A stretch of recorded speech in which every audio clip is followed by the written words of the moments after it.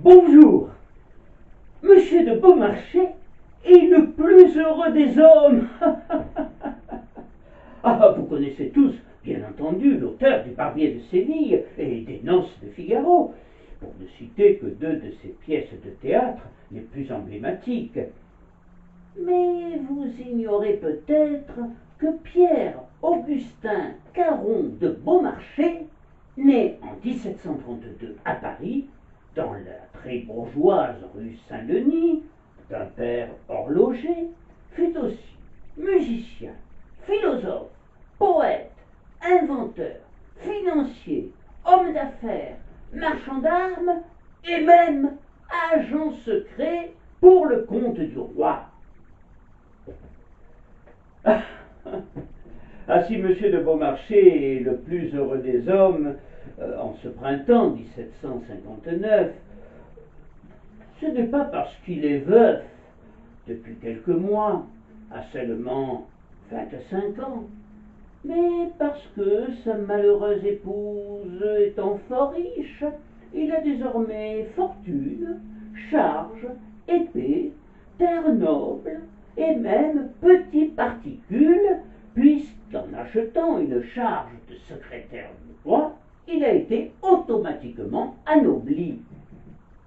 Et, de surcroît, il vient tout juste d'être nommé professeur de harpe de mesdames, les 4 filles du bien-aimé le roi Louis XV.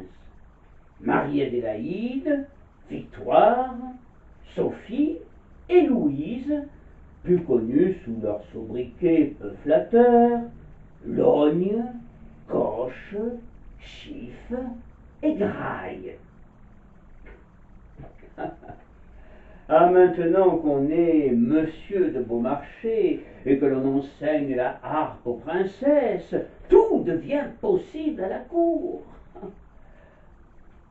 Il faut dire que notre homme jouit d'une belle prestance et qu'il est aux écoutes d'un monde léger, galant et parfois industrieux. Libertin, impertinent, intrigant, il est incontestablement représentatif de son temps, de cette période instable qui s'ouvre, une période de fermentation sociale aux approches de la Révolution. En 1763, il devint lieutenant général des chasses au bailliage et capitainerie de la Varenne du Louvre et juge comme tel les délits de chasse. Quant à sa carrière dramatique, elle ne commencera que 4 ans plus tard avec Eugénie, un mélodrame emphatique et moralisateur qui n'annonce nullement la verve comique de l'auteur du Barbier de Séville 10 ans plus tard. Menant un train de vie aisé, coureur de jupons affirmé, il se remarie pourtant en 1768 avec une très riche veuve qui meurt à son tour 2 ans plus tard, lui laissant une somme astronomique. À l'occasion de ce second veuvage, il est accusé de détournement d'héritage, d'où une succession de procès. Mais en définitive, s'il perd sa fortune, il en sort moralement vainqueur. Assurément, l'homme est habile et commence à intéresser les autorités, et particulièrement le roi Louis XV. Le roi avait instauré, dès le début de son règne, un service de renseignements occultes, fonctionnant à l'insu de ses ministres et de la cour, appelé le secret du roi. Il avait d'abord pour objectif d'asseoir le prince de Conti sur le trône de Pologne. Après le traité de Paris, il sera réactivé dans le but d'organiser la revanche contre l'Angleterre. Ce réseau d'espionnage prémoderne se révélera très efficace. Il utilisait toutes sortes d'agents, parmi lesquels le comte de Vergennes, qui sera ministre des Finances à la veille de la Révolution, et Dumouriez, futur vainqueur de Valmy et de Jemmapes. Beaumarchais fut donc sollicité pour entrer au secret du roi, ce qu'il accepta volontiers. En 1774, un factum scandaleux menaçait d'être édité à Londres contre la favorite royale, Madame du Barry, qualifiée de fille publique. L'agent Beaumarchais fut donc chargé de l'intercepter. Il traversa la Manche sous le nom de M. de Ronac, anagramme de Caron, multiplia sans doute les tractations et racheta l'édition. Ce fut le dernier service qu'il rendit au roi Louis XV, qui lui fut toujours favorable. De l'intrigue et de l'argent, te voilà dans ta sphère, dit Suzanne à Figaro. C'est un intrigant de Français, un aventurier en fureur, écrira Goethe à son propos. Après la disparition du bien-aimé, accueilli dans les rues de Paris par des festivités joyeuses, le nouveau roi, son petit-fils, s'installa sur le trône. Louis XVI est bien différent de son grand-père. Il était très pieux, à la limite austère, et il détestait les intrigues. Beaumarchais risquait donc de ne plus être en odeur de sainteté. Pourtant, dès les premiers mois, un avis injurieux pour la maison de France inquiéta le ministre Maurepas, et Beaumarchais fut à nouveau sollicité. Un certain Angelucci, un juif vénitien, prétendait que le roi avait l'aiguillette nouée et ne pouvait donc ne pas avoir d'enfant. Beaumarchais traite avec Angelucci et s'assure de la destruction du pamphlet. Mais apprenant que notre exemplaire a été conservé, il se lance au galop à la poursuite du traître et le rejoint en Allemagne. C'est alors le début d'une rocambolesque aventure digne d'un roman de Cap et d'épée. Après avoir récupéré le fameux pamphlet, Beaumarchais est attaqué par des brigands, non loin de Nuremberg. Il est blessé, mais parvient à échapper à ses agresseurs grâce à l'aide de son postillon. C'est la version qu'il rapportera, sans doute pour souligner les dangers mortels qu'il avait courus pour le service du roi. Il rejoint alors Vienne, où il a une entrevue avec l'impératrice Marie-Thérèse, qui fut probablement désastreuse, puisque le soir même, il était placé sous la surveillance de 8 grenadiers et de 2 officiers, avec interdiction absolue de quitter la chambre où il est conduit. La détention de notre agent secret zélé, mais un peu roublard, sur les bords, durera 1 mois. Entre-temps, en février 1775, avait eu lieu la première de sa pièce Le Barbier de Séville, qui fut jugée par la noblesse détestable, mais connut un succès considérable. Vous connaissez tous l'histoire. Le comte Almaviva s'était pris de la belle Rosine, surveillée étroitement par son tuteur, le docteur Bartholo. Il désespère de l'aborder, mais grâce à son ancien valet, Figaro, il parvient à ses fins. Avec sa naïveté et sa spontanéité, Figaro apparut comme le premier et le plus spirituel des contestataires. Il n'a ni philosophie générale, ni système, mais il relève sans cesse ce qui ne va pas dans la société et réclame la liberté de le dire. Après le Barbier de Séville, ce sera, 10 ans plus tard, le mariage de Figaro. Ô femme, femme, femme, créature créature faible et décevante. Nul animal créé ne peut manquer à son instinct. Le tien est-il donc de tromper? Se lamente Figaro dans le mariage, et à travers lui Beaumarchais, s'incarnant à tour de rôle dans chacun des personnages de cette satire sociale qui atteint les sommets et annonce les futurs bouleversements de la société et la tourmente révolutionnaire. En attendant, l'ascension occulte de Beaumarchais se poursuivit ensuite après le succès de ses précédentes interventions, et la troisième mission confiée au désormais indispensable agent consista à rattraper le secret du feu roi dans les papiers et la correspondance d'un bien singulier personnage, le chevalier Déon, également agent du roi. Il s'agissait de trouver avec lui un arrangement pour que les secrets qu'il pouvait contenir ne se retrouvent pas un jour sur la place publique.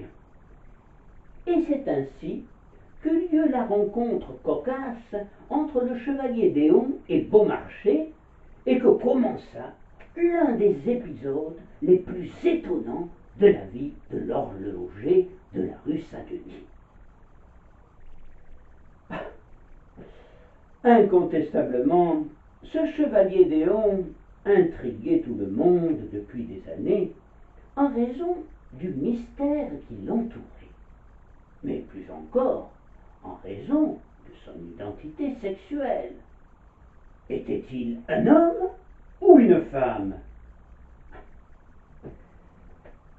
Né à Tonnerre, dans l'Yonne, en 1728, fils d'un avocat au Parlement, conseiller du roi, il est déclaré lors de son baptême en l'église Notre-Dame de Tonnerre sous les prénoms de Charles, Geneviève, Louise, Auguste, André, Timothée, 3 prénoms masculins et 3 prénoms féminins, ce qui prouve que dès sa naissance, ses parents et les médecins consultés n'avaient pas pu déterminer réellement son sexe. En tout cas, les 2 premiers lui resteront, et on l'appellera toute sa vie Charles Geneviève. Étonnant prénom composé qu'il a, à ma connaissance, été le seul à porter. Il est très doué intellectuellement et même brillant. C'est l'une des plus fines lames du royaume, et c'est en outre un fort habile cavalier. En somme, c'est un jeune homme accompli, sauf dans les choses de l'amour, car on ne lui connaît aucune aventure. Il est décrit par un de ses amis comme un joli blond, de figure agréable, petit de taille, mais vigoureux et plein d'entrain, et qui, malgré ses allures de demoiselle, est toujours prêt lorsqu'il s'agit de rire, de boire ou de se battre. Suivant les traces de son père, il est avocat et publie à 21 ans des considérations historiques et politiques qui le font remarquer bien au-delà des milieux juridiques.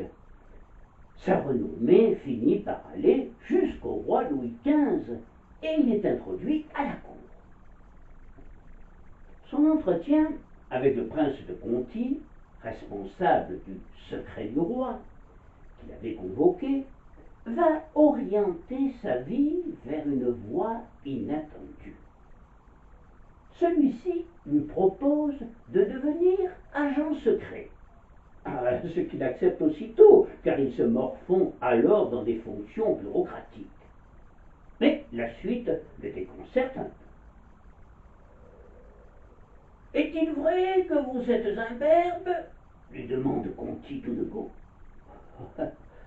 Certainement, monseigneur, la nature m'a fait ce don. Alors, reprend Conti, vous déguiser en femme ne vous poserez pas de problème. Oh, nullement. J'ai passé mes 8 premières années habillé en fille. Dans ce cas, je vous propose un voyage en Russie. Et c'est ainsi que Charles Geneviève d'Éon, alors âgé de 27 ans, et qui ne manque pas d'ambition, est promu agent secret et accomplit à merveille sa mission sous les habits et le nom de mademoiselle Lia de Beaumont. Il s'agissait pour lui de contacter la tsarine Elisabeth Petrovna, fille de Pierre le Grand, et de gagner sa confiance à l'insu de son entourage afin de conclure un traité d'alliance pour établir les relations diplomatiques entre la France et la Russie. Son succès fut tel que Lia de Beaumont devint même lectrice de la tsarine. Par la suite, c'est tantôt en homme, tantôt en femme qu'il mène d'autres missions délicates dans toute l'Europe. Nommé capitaine, il fait preuve d'une grande bravoure sur les champs de bataille. Et les exploits militaires font bientôt pencher l'opinion, toujours aussi intriguée, en faveur de son identité masculine. Puis, en 1762, il est envoyé à Londres comme secrétaire d'ambassade auprès de notre nouveau ambassadeur en Angleterre, le duc de Nivernais, petit-neveu de Mazarin. Alors qu'il n'avait pris jusque-là des vêtements féminins que dans le cadre de mission, il paraît à la cour d'Angleterre tantôt en femme, tantôt en homme, sans qu'aucun ordre ne lui ait été donné dans un sens ou dans l'autre. Il devient très vite une grande attraction de Londres, prenant visiblement du plaisir à la curiosité qu'il suscite et entretenant le mystère.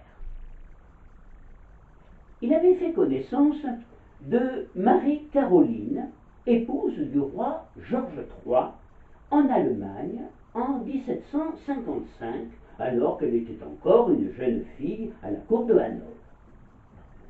Elle lui avait témoigné une grande amitié, Théon sut réveiller quand il la retrouva reine en Angleterre. Il fut alors reçu par celle-ci sans aucun protocole, à toute heure du jour et même de la nuit. Et elle l'aida dans ses efforts pour conclure un accord entre Français et Britanniques et mettre un terme à trop d'années de guerre. Mais ces relations insolites finirent par alarmer Georges III et ont failli connaître la prison. Mais il se sortit de ce mauvais pas avec adresse et il participa même à la rédaction du traité de paix de Paris qui sera signé le 10 février 1763. Sa grande habileté diplomatique et la subtilisation de documents préparatoires au traité, alors que la France est vaincue par l'Angleterre, la perfide Albion, qui veut s'emparer de tout notre empire colonial, lui vaudront d'être décoré par Louis XV de l'ordre royal et militaire de Saint-Louis, l'une des plus grandes, des plus prestigieuses distinctions de l'époque.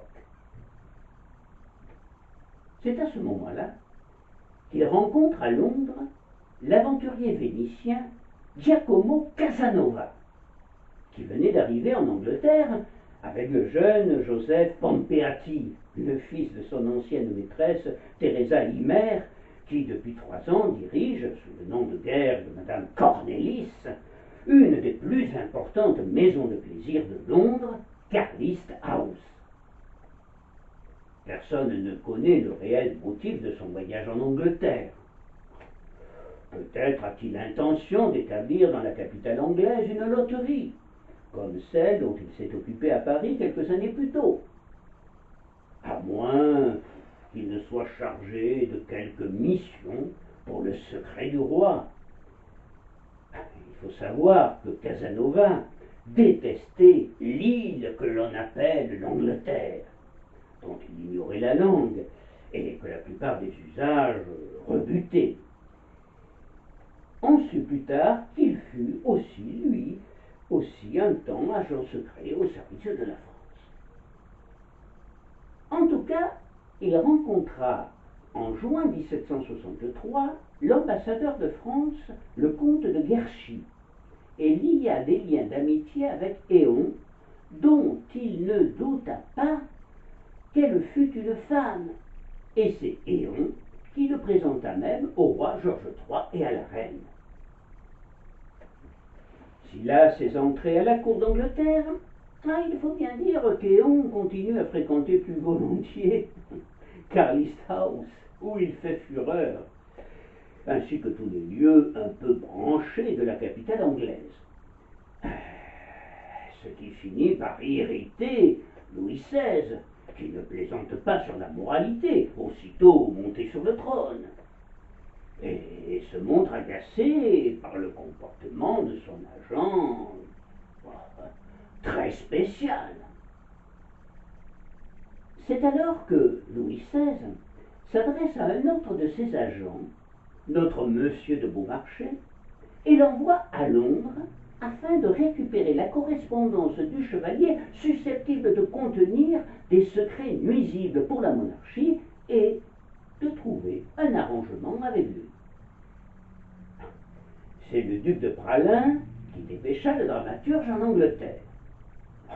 Celui-ci fut ravi par cette nouvelle mission, d'autant plus qu'ayant de lui-même une très haute opinion, il était certain que grâce à ses nombreuses relations outre-Manche et son habileté, il ne pouvait que réussir, et en un temps record. Nous étions en 1775. Il n'avait pas imaginé une seconde l'entêtement et l'intransigeance du chevalier qu'il ne connaissait pas. La rencontre entre le chevalier et le dramaturge reste l'un des plus étonnants épisodes de cette histoire singulière. Beaumarchais le découvre en femme, et tout comme Casanova, il se fait immédiatement son opinion et rapportera dans son journal. La chevalière boit, fume et jure comme un dragon allemand. Mais c'est une femme, incontestablement. Et quelle femme! Et d'ailleurs, un an plus tôt, Charles Geneviève avait accepté de se faire examiner par un collège de médecins, et ceux-ci avaient déclaré solennellement que le sexe féminin du chevalier Léon ne faisait aucun doute. Beaumarchais éclata de rire quand on ose lui dire prudemment qu'en dépit du verdict péremptoire des médecins, la chevalière n'était pas vraiment une femme. Il s'indigne et se met en colère quand on insiste. Et puis, comment lui, Monsieur de Beaumarchais, pour qui la femme n'a plus de secret, pourrait-il se faire berner? C'était mal le connaître et lui faire offense. En attendant, pour mener à bien sa mission, Beaumarchais dut batailler fer. Léon est dur en affaires et ne cède pas. Alors, Beaumarchais sortit le grand jeu.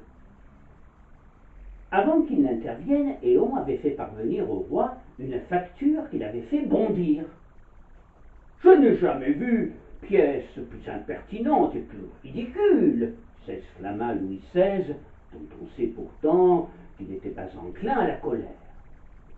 Puis, retrouvant son calme habituel, il avait ajouté en soupirant: s'il ne détenait pas des papiers importants, il faudrait envoyer promener Éon. Comme vous pensez, il faudra employer bien mal 12 000 livres à lui faire garder le secret, qui heureusement deviendra d'autant moins important que le temps s'écoulera. Le temps en effet s'était écoulé. Éon, persuadé que ce que Louis XVI essayait de refuser à un homme, il accorderait plus facilement à une femme, décorée d'honneurs militaires et dont la carrière politique avait été fructueuse, Éon ne quitta plus ses atours féminins. C'est alors, comme on l'a vu, que Beaumarchais entra en scène. Éon commença donc aussitôt à jouer au brillant dramaturge la plus invraisemblable comédie que le célèbre auteur prit pour argent comptant. Car Et c'est là le plus incroyable de l'affaire. Beaumarchais, le grand séducteur, croyant manipuler Léon, se laisse prendre à son propre jeu sans s'apercevoir que c'est lui qui était manipulé. Et ce qui devait arriver arriva. Il tomba éperdument amoureux du chevalier, enfin, ou plutôt de la chevalière. Celle-ci lui dépeignit les maux qui l'accablaient en tant que femme et le supplia de plaider sa cause à Versailles. L'homme, qui faisait profession de railler toutes les faiblesses de ses contemporains, se laissa émouvoir par l'exposé détaillé des tourments de la chevalière et ne put s'empêcher de verser des larmes. Elle prétendit aussi posséder des documents que des membres du Parlement anglais lui avaient demandé de leur remettre contre versement d'une véritable fortune et qu'elle avait refusé sans dissimuler son indignation. Beaumarchais, ému et persuadé qu'il avait un rôle capital à jouer dans cette affaire, écrivit alors à Louis XVI. Quand on pense que cette créature tant persécutée est d'un sexe à qui l'on pardonne tout, le cœur le plus endurci s'émeut d'une douce compassion. Je vous assure, sire, qu'en prenant cette étonnante personne avec adresse et douceur, quoique aigrie par 12 années de malheur, on l'amènera facilement à rentrer sous le joug. Ah, naïf Beaumarchais, comme il se trompait. Toujours est-il que cette lettre bouleversa la cour de Versailles, qui s'intéressa soudainement au sort de cette héroïne abandonnée. Naïf Louis XVI, qui lui aussi à son tour versa quelques larmes. L'affaire était bien enclenchée, et Beaumarchais revint à nouveau à Paris pour jeter feu et flamme en faveur de sa protégée. Il obtient du comte de Vergennes, le Premier ministre, la reconnaissance écrite de la rente viagère réclamée par Léon. Et seule resta en suspens la question des sommes personnellement dues. Mais on laissa à la créancière l'espoir d'une rapide solution. Beaumarchais repartit aussitôt pour Londres, où il tenta cordialement d'apaiser les angoisses de la chevalière. Mais sur l'obstruction qu'elle mettait au versement espacé des dettes particulières, Beaumarchais revint à Paris plaider une fois de plus sa cause. Regagnant l'Angleterre dans la seconde quinzaine d'août, il rapporta cette fois un ordre de mission en bonne et due forme. À cet ordre étaient jointes 2 pièces essentielles. L'instruction à mademoiselle Déon de Beaumont de garder désormais les seuls habits de son sexe et un sauf-conduit pour le retour dans sa patrie. On voit là que Louis XVI avait été convaincu par Beaumarchais, qu'il était persuadé qu'Éon était bien une femme, et qu'il avait décidé définitivement qu'elle ne reparaîtrait en France que sous des habits de femme. On peut s'étonner de sa candeur, même si l'on sait qu'en d'autres circonstances bien plus dramatiques, durant son règne, il fit souvent preuve de la même naïveté. Beaumarchais s'était montré convaincant au-delà de toute espérance. Sinon, il est certain que prude et vertueux comme il l'était, il n'aurait pas toléré dans son royaume un travestissement que la morale et les bonnes mœurs prohibaient. Léon, voyant sa cause prête à triompher, en rajouta une dose et raconta à Beaumarchais une histoire stupéfiante. Je suis née fille, mais par suite des exigences de mon oncle, décidé à ne laisser son important héritage qu'à un neveu, on m'avait fait passer pour un garçon. Il est bien évident que si Beaumarchais s'était livré à Tonnerre à la moindre enquête à ce sujet, il eût appris que l'unique oncle de la chevalière ne pouvait laisser aucun héritage, attendu qu'il était d'une indéniable pauvreté et vivait de la charité publique et de l'aide de ses proches. Mais cette fable eut le don d'émouvoir encore davantage notre sensible et tendre monsieur de Beaumarchais, qui devint de plus en plus follement amoureux de la plus merveilleuse et de la plus infortunée des femmes. On peut même parler de véritables coups de foudre. Par ailleurs, il est alors persuadé que ce coup de foudre est réciproque, et il s'en vante à qui veut l'entendre. Il faut dire que l'infortuné lui témoignait sa tendresse chaque jour davantage. Comment douter une seconde de cet amour? En ce qui concerne ce que l'on appellera la transaction, un contrat signé par les deux parties et comprenant plus de 20 pages, il était stipulé dans celui-ci que la chevalière d'Éon ne quitterait plus ses vêtements féminins et remettrait à la France la totalité des documents qu'elle détenait. En échange de quoi, la rente viagère lui était accordée, et Beaumarchais prenait l'engagement, au nom du roi, de régler les dettes contractées par la chevalière sur le sol anglais. Et on faisait définitivement le sacrifice du sexe masculin. Mais il gagnait la partie en ce qui concernait sa rente et le remboursement de ses dettes. En possession de ses assurances, il remit à Beaumarchais les fameux documents. C'était pour lui une superbe victoire. Pour Beaumarchais, c'était aussi une victoire, et même une double victoire, comme il l'écrivit à Vergennes. Avec la soumission de mademoiselle Léon, j'avais gagné son amour. Cette fille est absolument folle de moi, conclut-il sa missive. Il faut dire que Léon continua à jouer le rôle, le jeu de la femme éprise, et une fois encore, Beaumarchais se laissa duper. Elle s'excusa auprès de lui des vivacités de son caractère qu'elle mettait sur le compte de son atavisme, et lui affirma qu'elle l'aimait avec toute la passion de son âme. Elle s'appela désormais sa petite dragonne. L'entoura de cajoleries les plus féminines, lui affirmant tendrement qu'il était fait pour être aimé, et qu'il était incontestablement ce qu'elle adorait le plus au monde. Mais c'était une jeune fille honnête qui n'accepterait de se donner à lui qu'après le mariage.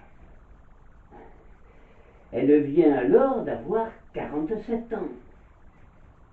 Car, en effet, le mot fut prononcé, et à la cour, on crut si bien à la chose que l'on annonça bientôt officiellement les fiançailles de Caron de Beaumarchais et de sa petite dragonne, la chevalière d'Éon.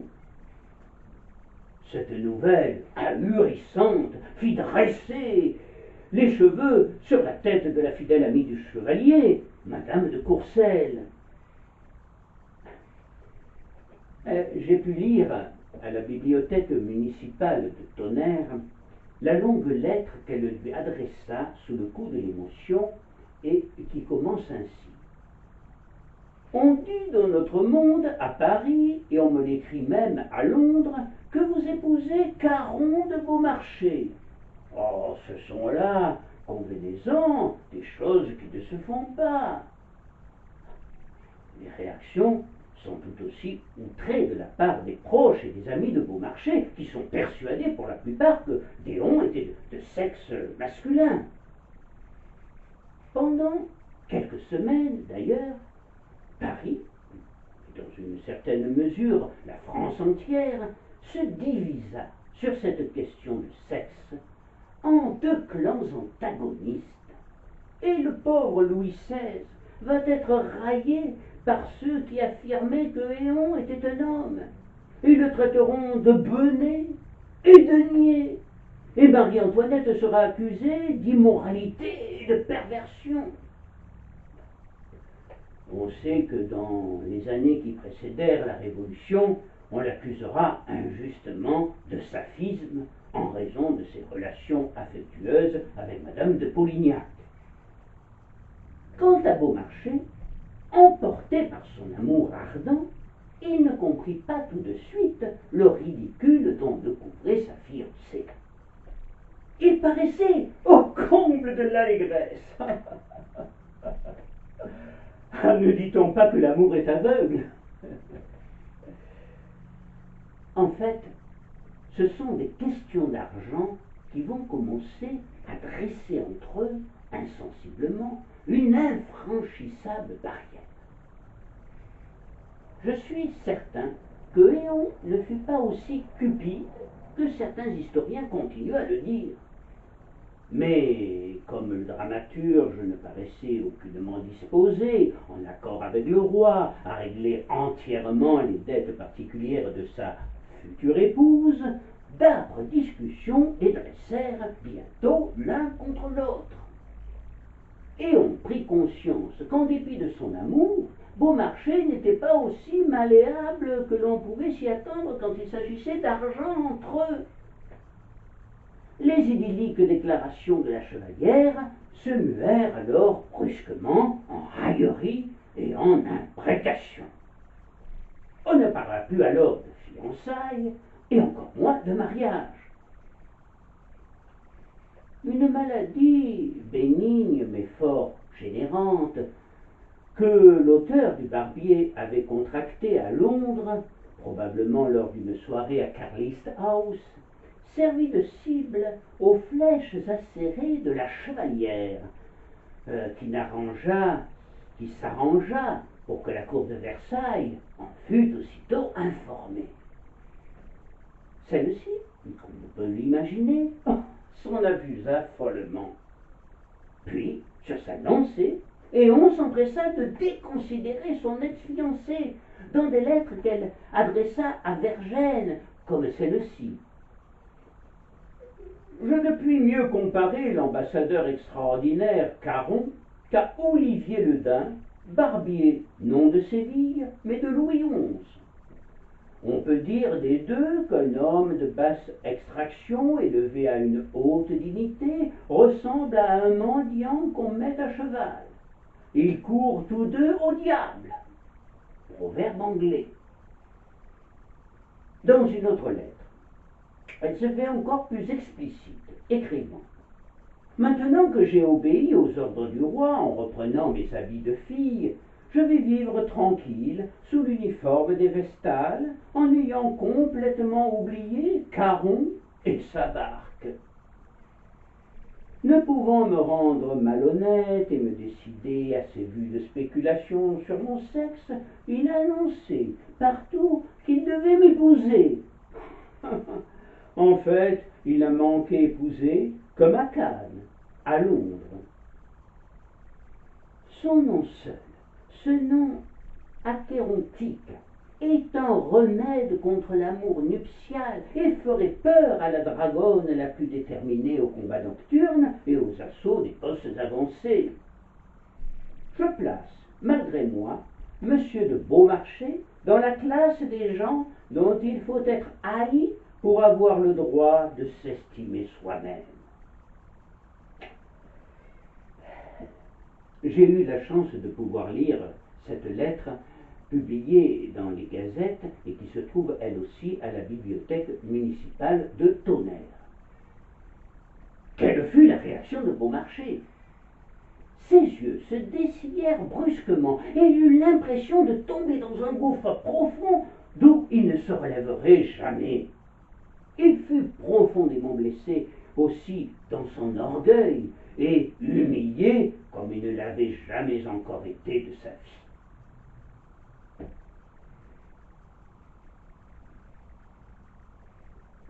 Après les premiers jours d'abattement, vint le questionnement. Ces palabres avec Éon avaient duré presque 15 mois. À nouveau, il s'interrogea avec angoisse. Éon était-il vraiment une femme ou non? Et s'il avait été réellement une femme, il ne se serait jamais douté, lui, homme de théâtre, qu'on pût lui attribuer, sans qu'il s'en aperçût, un rôle aussi ridicule que le plus ridicule des barbons de ses comédies. La réalité dépassait, et de loin, la fiction. Il fut pris alors d'une fureur incontrôlable et s'en prit à tous les objets qui tombaient entre ses mains, tout au moins ce qui lui rappelait leur idylle, des objets qu'elle lui avait offerts, ses lettres et les bijoux qu'il voulait lui offrir le jour de leurs noces. Puis il se calma auprès de Marie-Thérèse Miller-Maslas, qu'il avait rencontrée en 1774. Elle n'était pas très belle, mais intelligente et avisée. Née en 1751, elle avait 19 ans de moins que lui. Au début, des liens très forts d'amitié se nouèrent entre eux, mais bientôt cette amitié se transforma en amour, un amour ardent et passionné pour Marie-Thérèse. Marie-Thérèse était une femme d'esprit, et elle sut être de bons conseils et lui conseilla le silence face aux provocations de la chevalière. Comprenant que les rieurs ne seraient pas de son côté, c'est ce qu'il fit. Il ne répondit pas aux propos publiés et tenta de passer à autre chose le plus rapidement possible. Il se rapprocha encore de Marie-Thérèse, qui lui donna une fille, Amélie Eugénie, et il finira par l'épouser en troisième noces en 1786. Marie-Thérèse lui apportera beaucoup de bonheur et parviendra à calmer un tantinet ses ardeurs. Elle lui survivra et mourra au début de la Restauration en 1816. Au début de l'année 1777, Beaumarchais quitta Londres définitivement pour s'installer à Paris auprès de Marie-Thérèse. Il ne revit pas Charles Geneviève, qui demeura encore 6 mois en Angleterre, puis rentra enfin à Paris, fort discrètement, au mois d'août. Aussitôt arrivé, et après un premier contact avec ses amis et sa famille, Éon se présenta à la cour, en uniforme de capitaine des dragons. À cela causa un beau scandale qui lui valit, 10 jours plus tard, cet arrêté péremptoire. De par le roi, ordre est donné à Charles Geneviève d'Éon de Beaumont de quitter l'uniforme de dragon qu'elle continue à porter et de reprendre les habits de son sexe, avec défense de paraître dans ce royaume sous d'autres habillements que ceux convenables aux femmes. Fait à Versailles le 27 août 1777, signé Louis. Le comte Gravier de Vergennes avait contresigné cet arrêt. Louis XVI, toujours persuadé du sexe féminin de Charles Geneviève, n'avait pas apprécié son arrivée intempestive en uniforme. En fait, Charles Geneviève avait revêtu son uniforme de capitaine de dragon afin de rappeler au roi ses états de service. Car, au moment où se préparait l'intervention de la France en Amérique en soutien aux indépendantistes, son identité féminine ne pouvait que le desservir en l'écartant définitivement de la carrière militaire, mais aussi diplomatique et politique, auxquelles les femmes n'avaient pas accès à l'époque. Mais sans doute ne fallait-il pas brusquer les choses, et on crut plus sage de se soumettre momentanément. Toujours bonne et compatissante, Marie-Antoinette envoya sa lingère personnelle, Madame Bertrand, à la chevalière, qui fut pourvue d'un abondant trousseau féminin à faire pâlir d'envie toutes les dames de la cour. Charles Geneviève fréquenta alors quelques semaines la cour en robe à panier et corset et devint la coqueluche de la capitale. Elle publia même, sous le nom de Chevalière d'Éon, des pamphlets féministes, préfigurant les mouvements révolutionnaires qui allaient suivre. Appel à mes contemporaines, lettres aux femmes. Mais là encore, elle s'attira la réprobation du roi et des autorités et devint même suspecte. Elle s'éloigna alors de la cour et passa l'hiver chez des amis au Petit Montreuil, non loin de Versailles. Mais son vœu le plus cher était alors de participer à la guerre d'indépendance américaine des États-Unis. Elle voulait aller se battre aux côtés des insurgés américains. À la cour, elle avait croisé, sans se faire reconnaître, Benjamin Franklin, venu plaider leur cause. Et Beaumarchais, de son côté, s'était lancé dans l'aventure américaine en jouant le rôle d'intermédiaire entre les insurgents et la France. C'est à ce titre, d'ailleurs, qu'il rencontra à plusieurs reprises le général Arthur Lee, député secret des insurgents. Initié secrètement par Louis XVI et Vergennes, il reçut une somme importante pour soutenir secrètement les Américains, ainsi que l'autorisation de vendre poudre et munitions pour près d'1 million de livres tournois sous le couvert de la compagnie portugaise Rodrigues Hortalès et compagnie, qu'il monta de toutes pièces. Sans doute n'aurait-il pas songé revoir de sa vie sa petite dragonne qui avait brisé son cœur et l'avait si cruellement humilié. Et pourtant, il la croisa un jour dans sa tenue de capitaine des dragons au Petit Montreuil. Elle était en compagnie de son cousin, le marquis de la Rosière. Elle esquissa un sourire et ralentit le pas.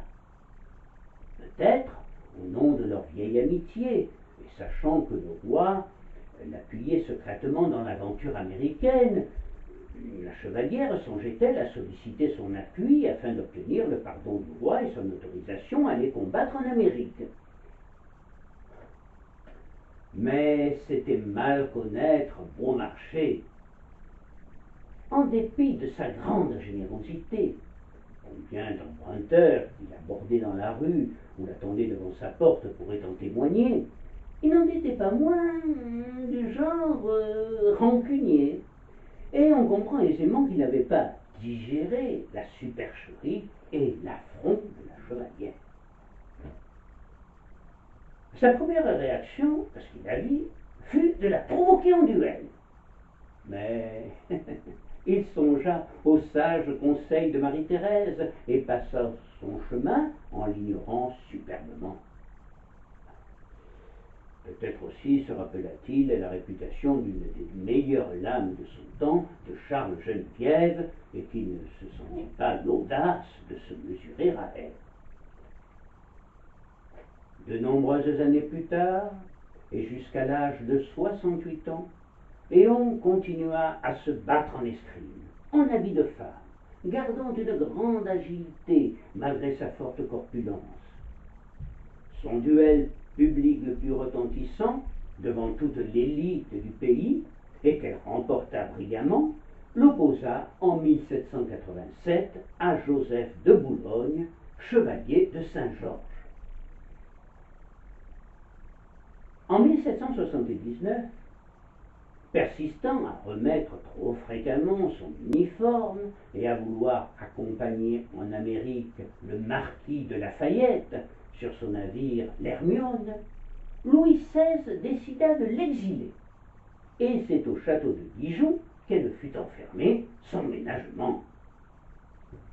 Toutefois, son beau-frère, le chevalier O'Gorman, et le fils de Vergennes la firent libérer au bout de quelques mois mais l'obligèrent à s'installer à Tonnerre, où elle resta pendant 6 ans. On raconte, mais que n'a-t-on pas raconté à l'époque, que Beaumarchais lui aurait écrit alors pour lui dire qu'en dépit de tout, il conservait son affection. À propos de la naturelle générosité de Beaumarchais, on peut noter qu'il s'opposa à la Comédie Française, qui, forte de ses privilèges, exploitait depuis toujours les écrivains de métier. Si lui, à cette époque, n'écrivait que pour la gloire et pouvait se permettre de négliger le pourcentage des recettes, la plupart de ses confrères en vivaient, et il inventa pour eux son 20e procès contre la Comédie Française et obtint la garantie à tous les auteurs des droits de la paternité de leurs œuvres. Il devint alors, ce que l'on ignore généralement, le président à vie de la toute première Société des auteurs.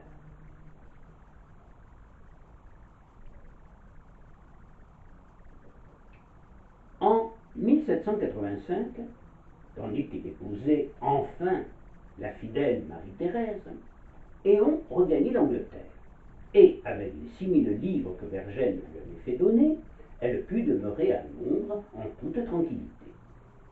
Elle opta alors définitivement pour le statut de femme et demanda à son entourage de la considérer comme telle. Sa mère, qui lui écrivait dans une lettre de janvier 1774 « Mon cher fils », l'appelle dans une lettre du 1er février 1785 « Ma chère fille ». En 1789, la Révolution en France provoqua son enthousiasme, car elle voyait triompher les idées qui étaient les siennes depuis longtemps, et elle souhaitait rentrer en France pour participer aux événements en changeant son nom en Déon, D-E-O-N. Mais l'exécution du roi, qu'elle désapprouva, et la suppression de sa pension par la Révolution, la firent changer d'avis.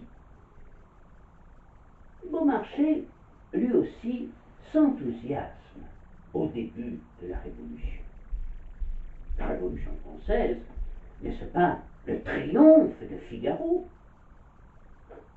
Ce n'est pas sans raison d'ailleurs que Louis XVI avait interdit en 1784 le mariage de Figaro, y voyant une attaque contre les privilèges, même si, en son fort intérieur, il était assez d'accord sur la dénonciation de certains aspects de la vie sociale de son temps. La pièce fut jouée néanmoins avec un incroyable succès, Paris assiégeant la Comédie, et, fait sans précédent, il n'y eut pas moins de 72 représentations. Est-ce rien de plus bizarre que ma destinée? S'écrie Figaro dans son fameux monologue du 5e acte qui revient sur toutes les lèvres. Fils de je ne sais pas qui, volé par des bandits, élevé dans leurs mœurs, je m'en dégoûte et veux courir une carrière honnête. Et partout je suis repoussé. Ne pouvant avilir mon esprit, on se venge en le maltraitant. Mes joues creusées, mon terme était échu, je voyais de loin arriver l'affreux record, la personne qui autrefois assistait l'huissier, la plume fichée dans sa perruque, en frémissant je m'évertue. Il s'élève une question sur la nature des richesses, et comme il n'est pas nécessaire de tenir les choses pour en raisonner, n'ayant pas un sol, j'écris sur la valeur de l'argent et sur son produit net. Sitôt je vois du fond d'un fiacre baisser pour moi le pont d'un château fort, à l'entrée duquel je laissais l'espérance et la liberté. Que je voudrais bien tenir un de ces puissants de 4 jours, si légers sur le mal qu'ils ordonnent, quand une bonne disgrâce accue son orgueil. Je lui dirai que les sottises imprimées n'ont d'importance qu'au lieu où l'on en gêne le cours, que sans la liberté de blâmer, il n'est point d'éloge flatteur, et qu'il n'y a que les petits hommes qui redoutent les petits écrits. Sans la liberté de blâmer, il n'est point d'éloge flatteur. Des applaudissements fusent à chaque représentation lorsque Figaro lance cette exclamation. Oui, la Révolution française, c'est incontestablement le triomphe de Figaro. Le serment du jeu de paume et la nuit du 4 août n'apportait-il pas, au nom de la nation, tout ce que réclamait Figaro? C'est le triomphe de Figaro, mais aussi par conséquent le triomphe de son auteur. Monsieur de Beaumarchais est alors le plus heureux des hommes. Comme 30 ans plus tôt, lorsqu'il avait été anobli et nommé professeur des harpes des Filles. Partout il est acclamé dans Paris. Il persiste dans ses aventures galantes. Vous êtes une incendiaire, écrit-il à sa dernière maîtresse en date, bien qu'il eût femme et fille au logis. Il achète une superbe maison à 2 pas de la Bastille détruite, dans le parc de laquelle on pouvait lire une inscription parmi les bosquets des marbres: adieu, passé, songe rapide. Il est même nommé membre provisoire de la commune de Paris sous son patronyme de Caron. Alors, il rêve de jouer l'un des premiers rôles dans la pièce qui est en train de se jouer, mais qui est loin d'être une comédie. Il achète des fusils en Hollande pour nos armées, perd dans l'affaire une grande partie de sa fortune et risque sa vie. Mais, comme il est difficile d'être si bon citoyen pour le ci-devant de Beaumarchais, il se prodigue partout en gestes patriotiques. Il devient vite suspect sous la Convention. Le voisinage populaire de sa résidence somptueuse le soupçonne pas moins d'être un accapareur, de cacher dans un souterrain des armes destinées aux contre-révolutionnaires. Aux yeux des sans-culottes, il restait un personnage d'autrefois, un aristocrate de l'Ancien Régime, qui avait été toujours un serviteur zélé de la monarchie et se déclarait toujours en faveur de l'ordre. Lui, le railleur insolent, le pourfendeur impuni des abus, devait baisser le ton et transiger avec l'intransigeance. Il fallait bien qu'il s'habitue à prendre son tour dans les antichambres s'il souhaitait parler à un ministre. Pour retrouver les bonnes grâces du public et prouver sa sympathie pour la Révolution, il donna en juin 1792 L'autre Tartuffe ou La mère coupable, un drame larmoyant et médiocre dans lequel l'on vit un grand machineur d'intrigue fomenter le trouble avec art dans la famille du comte Almaviva, devenu Monsieur Almaviva. Le Figaro de la mère coupable, qui regrette l'indolente Espagne, pouvait sans doute, à bon droit, se plaindre de trouver à Paris un pays bouleversé, de fond en comble. Dans La mère coupable, Beaumarchais, au risque de se renier, glissait quelques bribes de jugement sur ce qui l'entourait. Mais on ne retrouvait plus le censeur éblouissant d'autrefois. La pièce médiocre ne rencontra pas un grand succès. 2 mois plus tard, après la chute de la monarchie, la Révolution bascule dans la terreur, caractérisée par des arrestations arbitraires et des exécutions en masse. Le grand parc de la maison de Beaumarchais est perquisitionné. On n'y trouve rien. Et pourtant, peu de temps après, il est emprisonné sans explication. Échappant à l'échafaud, il est libéré grâce aux bons soins de sa maîtresse et s'exile alors à Hambourg. Il ne pourra revenir en France qu'en juillet 1796, et retrouvera alors sa femme, sa fille et sa sœur dans sa grande maison dévastée.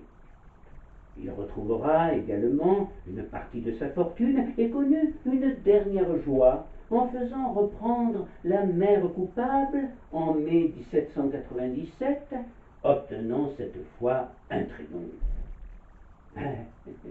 Mais ce n'est pas vraiment la pièce que le public acclamait, mais son auteur, victime depuis trop longtemps d'injustice et de calomnie. Eugène de Beaumarchais écrira ses mémoires, petit chef-d'œuvre de pamphlet, et mourra d'une attaque d'apoplexie à Paris en mai 1799, à l'âge de 67 ans. Sa petite dragonne vivra 11 ans de plus que lui, bien que dans une situation de plus en plus proche de la misère. Blessée lors d'un dernier duel en août 1796, elle partagea ses dernières années avec une dame britannique de son âge, la veuve Madame Mary Cole, qui l'avait prise en pitié. Apprenant la mort de Beaumarchais, elle aurait fait envoyer des œillets à sa veuve, Marie-Thérèse. Elle aurait déclaré que ce que la postérité retiendrait de lui, ce sont ses admirables pièces de théâtre, annonciant fils d'un nouveau monde plus fraternel. Le 21 mai 1810, Éon s'éteignit lentement, sans souffrance. Épilogue inattendu de cette déconcertante existence. En effectuant sa dernière toilette, le père Élisée, un prêtre de la Charité de Grenoble, exilé lui aussi, et qui venait la visiter chaque jour, découvrit avec stupéfaction que sa vieille amie, cette vieille dame respectable de 82 ans, était un homme. Ce que certifia M. Copeland, le chirurgien de la faculté médicale de Grande-Bretagne, dans un rapport médico-légal.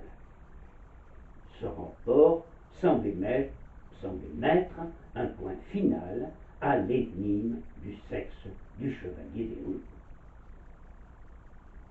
Ce qui est certain, voyez-vous, c'est que Éon, dès son adolescence, était dépourvu de tout désir charnel, et semblait d'ailleurs le regretter, si l'on en croit ce qu'il écrivit un jour au comte de Borgne. « Je suis assez mortifié d'être encore tel que la nature m'a fait, et que le calme de mon tempérament naturel ne m'ait jamais porté au plaisir. » Au plaisir de l'amour, évidemment. On ne lui connaîtra aucune liaison féminine, ni d'ailleurs masculine. Il nous a laissé cet aveu explicite. J'ai vécu sans chevaux, sans cabriolet, sans chien, sans chat, sans perroquet et sans maîtresse. Le chevalier d'Éon, habillé 33 ans en homme et 49 en femme, sera inhumé au cimetière de la paroisse Saint-Pancrasène dans le comté de Middlesex. Malgré le rapport du docteur Copeland, que certains mettent en doute, les lancinantes questions qui embrument d'équivoques la vie du chevalier n'ont pas pour autant trouvé de réponse tangible. Eh, la petite dragonne qui fit tourner la tête à M. de Beaumarchais n'a toujours pas dévoilé